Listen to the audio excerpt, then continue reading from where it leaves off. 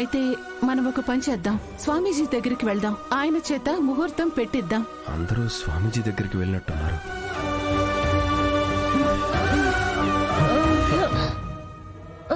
ఏమైంది కనకం? కనకం ఏమైంది? కనకం కనక మహాలక్ష్మి, కనక మహాలక్ష్మి ఏమైంది? తలనొప్పిగా ఉందండి, కళ్ళు తిరిగినట్టు అనిపించింది. నువ్వు టాబ్లెట్ వేసుకున్నావా? వేసుకున్నాను. అయినా నీకు తలనొప్పి తగ్గలేదా? సరే, ఒక మంచి కాఫీ తాగు, తగ్గిపోతుందిలే. సరేనండి, నేను కాఫీ పెట్టుకొస్తాను. వద్దు, నువ్వు ఇక్కడ కూర్చో, నేను కాఫీ పెడతాను. మీరా? కాఫీనా? ఏ కాఫీ అన్న బ్రహ్మ విద్య కాదు కదా. నువ్వు చూస్తూ ఉండు, నేను కాఫీ ఎలా పెడతాను, సరేనా? దా.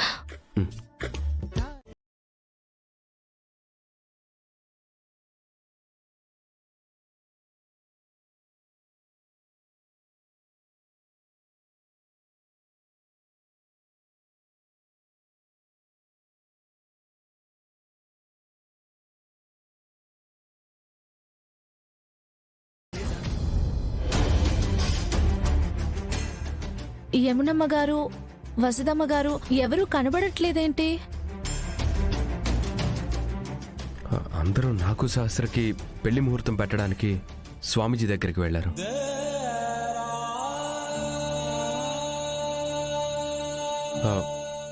ఏంటి ఒక్కసారిగా డల్ అయిపోయా? ఏం లేదు విహారీ గారు. చెప్పు, పర్వాలేదు. ఎందుకో భయంగా ఉంది. ఎందుకు భయం? నిజాన్ని దాచి నేను సహస్రమ్మ గారిని, యమునమ్మ గారిని మోసం చేస్తున్నాను అనిపిస్తోంది. రేపటి రోజున నిజం తెలిస్తే ఇంట్లో ఏం జరుగుతుందో, ఎవరు ఎలా రియాక్ట్ అవుతారో అని భయంగా ఉంది. ఒకవేళ జరగరాందేదైనా జరిగితే ఆ పాపం నాదేనని అంటారని నాకు కంగారుగా ఉంది. కనక మహాలక్ష్మి, నువ్వు పర్ఫెక్ట్ గా ఆలోచించావు. ఏ తప్పు జరిగినా నీతో పాటు నేను బాధ్యునే. నీకంటే ఎక్కువ తప్పు నాదే.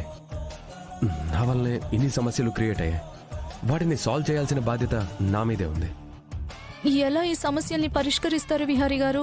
కాలం ఏ జవాబిస్తే అటువైపు వెళ్లడం తప్పించి మనం ఏమీ చేయలేము. కనుక ఈ విషయం గురించి నువ్వు ఎక్కువ ఆలోచించుకో. ఈ ప్రశ్నని ఆ దేవుడికే వదిలేద్దాం.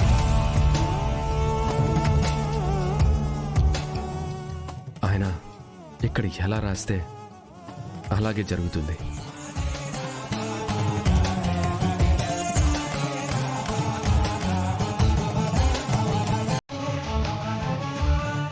ముడిపడని బంధానికి ముహూర్తం పెట్టమంటున్నారు.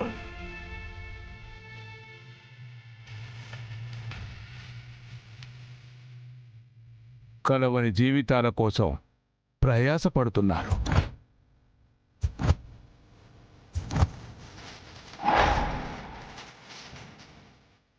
స్వామి, మిమ్మల్ని నమ్మొస్తే మీరు గీతతో మాట్లాడుతున్నారేంటి? తల్లి, ఇది నా మాట కాదు, ఆ దైవ నిర్ణయం.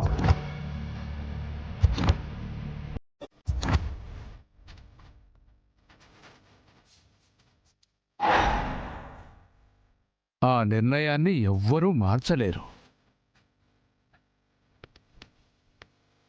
స్వామి, డబ్బులు కావాలంటే ఇస్తాం, అంతేగాని పెళ్లి జరగదు, వృధా ప్రయత్నమని మీ ఇష్టం వచ్చినట్టు చెబితే ఎలా?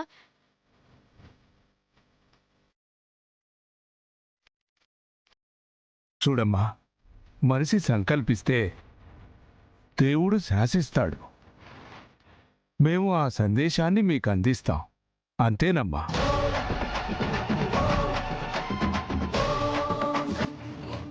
మీకంటే పెద్ద పెద్ద స్వామీజీలు మాకు తెలుసు. వాళ్ల దగ్గరికి వెళ్ళైనా నా కూతురికి, విహారికి పెళ్లి ముహూర్తం పెట్టించి పెళ్లి చేస్తాను. మీరు ఎంత పెద్ద గురువు దగ్గరికి వెళ్ళినా వాళ్ళకి గురువు ఆ పైవాడు. వాళ్ళు చెప్పేది ఆయన రాసిన రాతనే. ఎవరైనా నేను చెప్పిన మాటే చెప్తారు.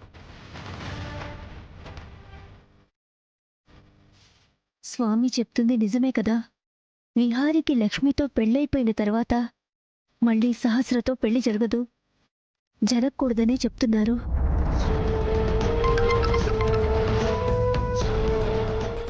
One second. పోనీ స్వామి, ఏవైనా యజ్ఞాలు, యాగాలు, హోమాలు, పూజలు ఏం చేయాలో చెప్పండి స్వామి, చేపిద్దాం. మాకు ఈ పెళ్లి జరగడం ముఖ్యం. చూడమ్మా, హరిహరాదులు దిగి వచ్చినా మీరు జరుపుకుందాం అనుకున్న శుభకార్యం జరగదు.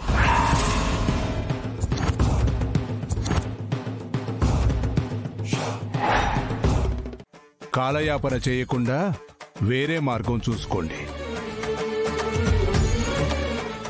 అమ్మా, డబ్బుల కోసం ఈయన ఇలా చెప్తున్నారు.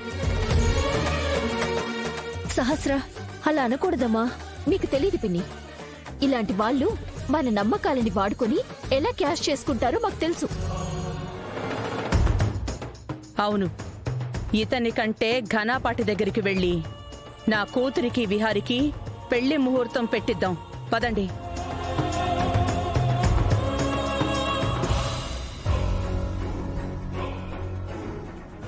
స్వామి క్షమించండి. ఈ పెళ్లి మంచి సంకల్పం కోసం నా కొడుకు సహస్రని చేసుకోవడానికి పూనుకున్నాడు. మంచి వెనకాల దేవుడెప్పుడూ ఉంటారంటారు. అలాగే ఈ పెళ్లిని ఆ దేవుడే జరిపిస్తాడన్న నమ్మకంతో మేం వెళ్తున్నాం.